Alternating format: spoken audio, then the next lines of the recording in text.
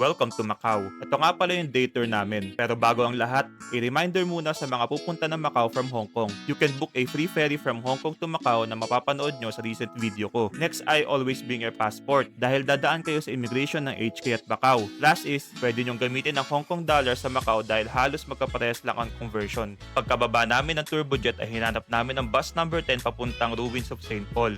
Bara stop nga pala ang binabaan namin.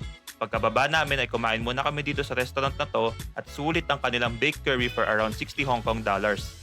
After kumain, naglakad na kami papunta Ruins of St. Paul. Napakadaming tao kaya ingat lang sa mga nasa bulsa nyo. Picture-picture lang at subukan nyo yung egg tart nila. Promise di kayo magsisisi. After ng Ruins of St. Paul, punta naman tayo sa The Venetian Hotel.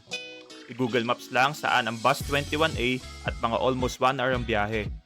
Pagdating nyo naman sa The Venetian Hotel, ay mag-prepare sa mahabang lakarin dahil sobrang laki ng Venetian Hotel. Hanapin lang ang mga spots tulad ng Parisian at Londoner at mag-picture.